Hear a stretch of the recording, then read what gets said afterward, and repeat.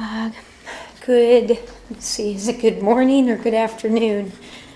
It's 11:47, good morning, almost good afternoon, Sunday, March 29th. B, this message is for you. It's the hardest thing one of the hardest things I've ever had to do. I saw you go by this morning on your way to work. I have to be honest and real with where I am in all of this right now. It will be 4 weeks on Wednesday since I've allowed myself to communicate with you at all. It will be 8 weeks since seeing you. We've exchanged one 5-minute phone conversation in those 8 weeks. And I'm struggling still. Struggling a great deal still, to be honest. In fact, I felt like I was, during round 1 of the cleanse, I felt like I was doing pretty remarkably in many senses, but specifically as it pertains to you, I wasn't feeling sad. I wasn't having to, it didn't feel like work very hard to keep my focus off of you and off of us, and it was easier. And in the past week, since coming off the cleanse, and once again not coming off of it in a balanced way, not nearly as bad, quote unquote, as the past ways I've come off the cleanse when trying to engage in this the master cleanse. But I've had a very intense week. And along with that intensity has come the deep missing you pain in my heart. And for some reason, it gets triggered when I'm at an event more than anything else, which is, I'm not quite sure. I haven't really figured that out, but I had that event this weekend, and even though the event was great, it wasn't a hard 2 days of work at all. It was quite enjoyable, actually. I was weighted down with my thoughts, and I was weighted down with, I always struggle with my eating at those events, and when I'm up there, this weekend was not an exception in that regard, and so I'm having a real hard time getting back into the flow. The second day in a row I've been home, and I haven't made it to the farm. I saw you go by. My heart is hurting. I'm nervous. I'm really nervous. I'm really anxious. I'm really stressed. I still have not managed to figure out. I'm not operational yet with my work. I've got the new camera figured out. I've got the recording. I've got the new way of recording. That part is good. I got it. Okay, that's not been hard. I do not know how to use this MacBook. I don't like the program iMovie so far. I'm intimidated by learning it. I'm frustrated, and I'm actually strongly considering just buying a new HP, even though I just put in almost $250 into this MacBook with the new battery and the assessment and blah, blah, blah. So that aspect is very stressful, because as of right now, this minute, I don't have any way that I'm aware of and understand and can do on my own of getting any of my work, newest work, what I'm recording right now on the audio recorder and what I recorded earlier today on the video camcorder. I don't have a way yet to edit and or upload it to my YouTube channel.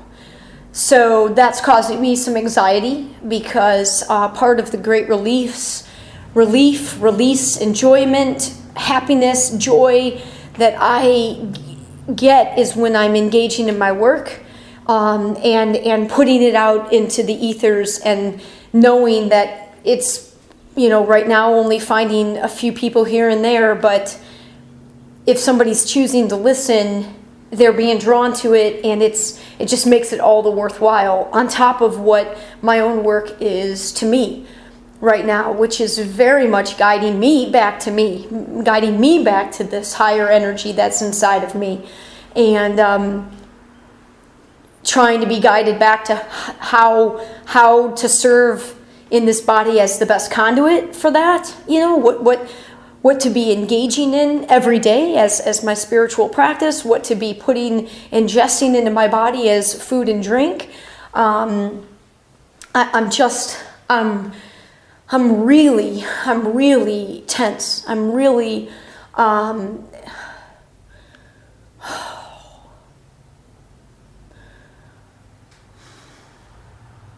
I was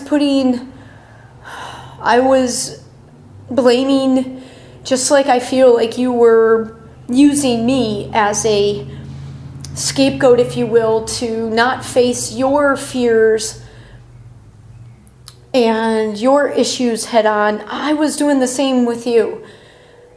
Of course I was, because how else would I be? Of course I was. All of our relationships are mirrors. Of course I'm experiencing what I'm a vibrational match to. And so I obviously am still fearful of following this light, because it is a pretty nerve-wracking thing to feel like you're intended to do something public in front of and open yourself up to the energy of so much outside. It's not when I'm calm and connected and sort of in the security of my home, the confidence I feel like when I'm in this workspace, even though it's out there for anybody and everybody to see, it doesn't have the pressure of that live contact. That's a really intense thing to be on any sort of public. I don't know. And I think I'm still nervous. I think I'm still afraid of opening myself up to that, because I know what strength it's going to require, because it's even more than I've demonstrated thus far in my life, which has at times taken everything out of me to have the courage to stand tall in these very on the fringe beliefs and visions, and this knowingness that I do feel I possess. It's to stand in that without proof, if you will, has been the greatest of all challenges. And what I continue to face in terms of direct and indirect energies and communications and comments from some people that are close to me, when it's positive and when it's negative, what I label as a more positive support and a more negative attack, regardless, they're still intense. And I cannot allow myself to be affected either way with what anybody, no matter who that person is, no matter what their role is in my life or in the greater world. I have to try to remain balanced and neutral in what I'm experiencing, and mostly just connected to the only thing that I can control, which is, myself, my thoughts, my connection to this higher energy. I cannot be swayed with my ego energy either way, up or down, by the way what I'm trying to do is received by others. And it's a scary and an intense experience. But it's exhilarating too when I can remain centered and connected. And sort of, it's almost like, I don't know, it's like this beautifully protected bubble, kind of, that I don't know. I don't have a way to describe it. I just know that it's that much easier to, I don't know how to, almost, I guess, it's very different when you're sort of in that with more than yourself. When you are sort of dancing in that kind of energy with others who you feel you know or can trust are also in that same energy where you can trust these people, you can be vulnerable around them, you can speak from your heart and shine as bright as you are capable of shining right now in the presence of others who are in that same frequency of energy. It's amazing, and yet it's terrifying because it's so new and so unfamiliar. But with UB, as long as you were comfortable, we were there. And I used to settle for that. Everybody else's happiness and comfort used to be enough for me, but really it was never enough. That was one of the greatest reasons I was so unfulfilled and so sad, is because I didn't seem to attract as many experiences as I desired that were extending to me that same consideration. But I had to learn that everybody should be most concerned with their own happiness and their own self first.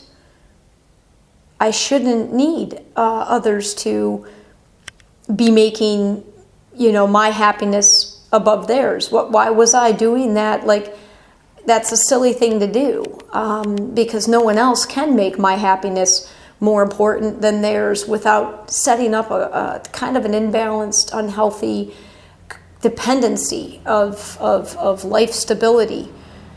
You want to be with somebody who can provide themselves with the ultimate peace and happiness with themselves, and that's what you want to come to. And it's very clear that neither one of us are to that point yet. It looks different in both of our journeys, but both of us are still looking for something outside of ourselves for that peace and happiness. And I'm just so tripped up because my greater spirit self knows that if and when we come back together, we really will be coming back together as two different people. And yet at the same time, if I have to let go of us. I have to let go of us, and I haven't let go of us yet. I am still fighting. And I want to send an email so badly. I want to yell out the window as you biked by that I do love you.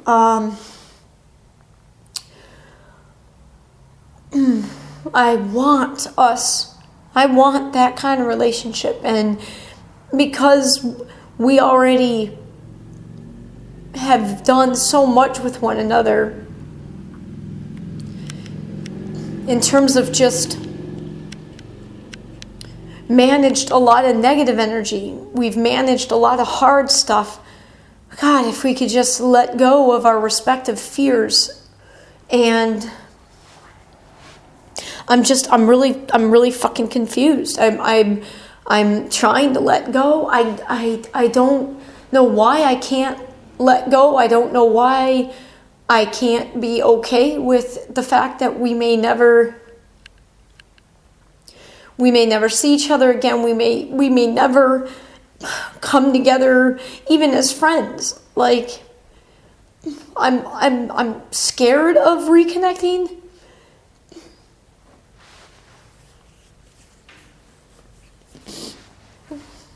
I don't want to feel like a stranger with you.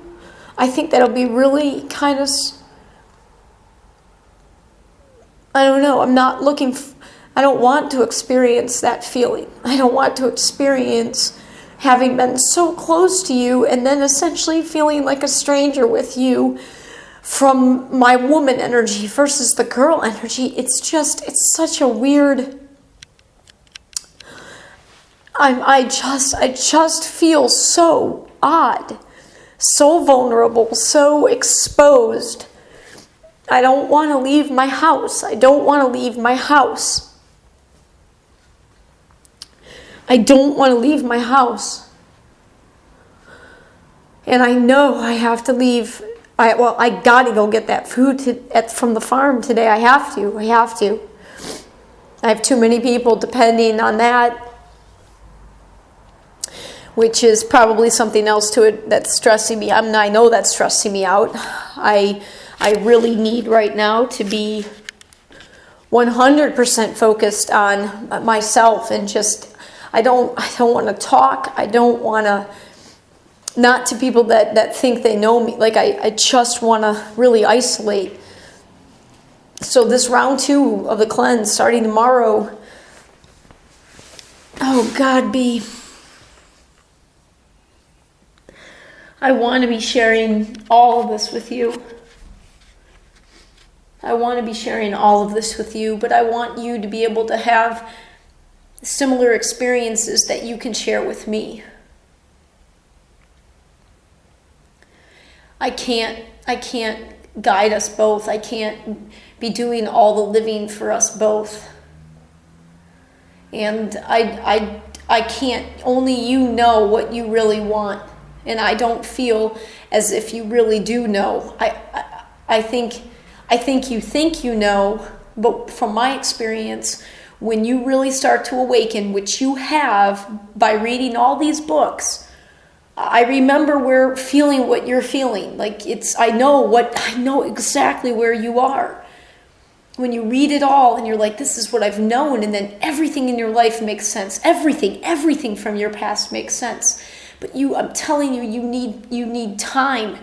You need to give yourself space and time with just yourself and the world around you to play with this, to see who you are with this newfound knowing that the world is different than what you've been trying to figure out and fit into.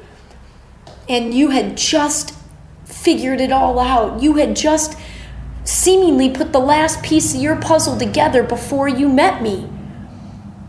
You did it. You found your way to kind of get what you wanted out of this life in this paradigm. And then you come and you meet me and I expose you to, I basically blow open the world, because that's what the awakening does. And you did it. You were the one that kept reading and reading and reading. You've blown open that world. And you have to have time to figure out, now that you've beginning to remember, that you can create anything. You don't have to settle for fitting into this stupid, constricted, rule-based, fear-based world. You can create a completely different existence for yourself. And you've got to give yourself time to now ask yourself again, now what do you really want? And if the answer is still that you really want to do what you were on pace to do before meeting me, that's wonderful. That's awesome. But that does not align to the world that I now am on the journey to manifesting for myself post-awakening. The journey I'm on now has completely transformed, completely evolved beyond the limitations of the world I hadn't managed to find a niche in yet. I didn't. And I now know I don't have to settle for that world, this world of fear. And I'm not. And I want to be and see who you are and thus who we are in the world of abundance and cooperation and love. And we weren't that. We were very much, our time together was still in the world of lack. It was in the world and the energy of competition and of fear and worry and anxiety. And looking to the future and putting off living until the future and not fully taking advantage of the now. That's what our existence was. And it was torture because all I could see was the completely different existence we could have been having with nothing changing save our perspective.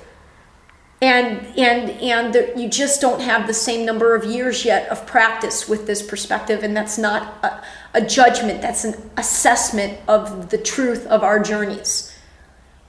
I was where you are 4 years ago. 4.5 years ago was when I was reading everything in sight and devouring it and regaining a whole new energy of life.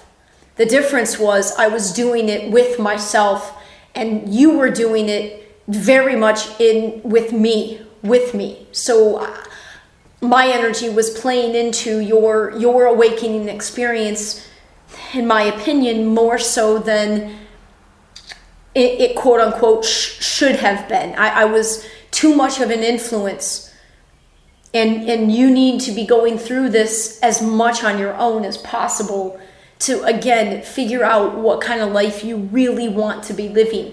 Before, you were on this fast-paced, ironically fast-paced, but playing out in slow motion kind of way, retirement and being done, and chilling out and not really engaging and living all that much. And I'm on the opposite end of that. I've been depriving myself of living for my whole life, and I wasn't aware of how I was doing all that, and certainly wasn't enjoying doing all that. Was doing that out of this sense of responsibility and this sense of victim, consciousness. And I'm done with that. I'm not going back to that.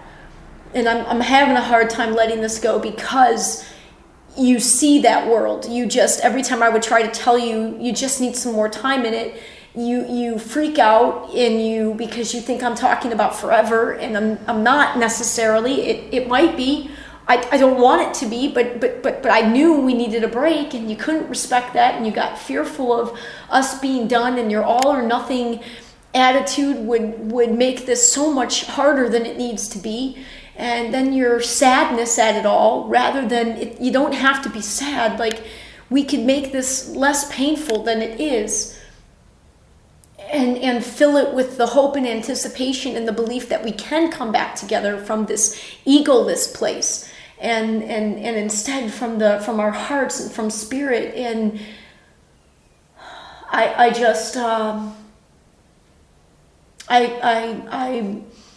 it just feels like we never really got a shot at what we could be. But what I have to accept is that we can't really give ourselves that shot unless we're coming with the similar frequency of energy, and we weren't. Lack and abundance can't coexist as closely as we were trying to coexist. Unless somebody, I'm not okay with that for my life. I want to be living an abundant life. I cannot then be pursuing and contemplating a life partner who's still in lack. It's not compatible. It's not compatible. If there was an example of couples out there making that work, wow, more power to you. It would be a story I would follow. That's for sure. And I'm not saying it's not possible, because anything's possible. Logically, to me, it doesn't make sense once you truly remember and believe and see how abundant everything really is, why you would ever decide to stay in the world of lack, because along with lack comes competition and war and limits that are unnecessary. So it just logically doesn't make sense to me if you knew there was a world of abundance, why one would still choose lack. And that's, I'm not compromising that. And yet that's what I felt we had. And you always took it as me being condescending. And all I was doing was honestly assessing what our lives, and not just the words are just words, what our behaviors, what our actions were demonstrating. And mine demonstrate abundance. They do. And yours demonstrated fear and lack. So I want to come back with you. I want to come back with you as the energy that I was when I first met you, and who we were for that first month or so. And go from there. That's what I want more than anything. But once again, I have to remind myself that I cannot have as much energy and thought still going to you or anything or anyone outside of me right now. My vibration needs to be rooted higher than it is. I know I made some significant progress with the round 1 of the cleanse. I know it because it wasn't a challenge, because my ankle seemed to spontaneously heal, and I felt very good during those 2 weeks. I felt very good. That first week I did 5 yoga classes. I'm sure that played into it. I was somewhat distracted by the pain in my ankle that was happening right up until day 13. But I had some amazing interactions with other people, with myself.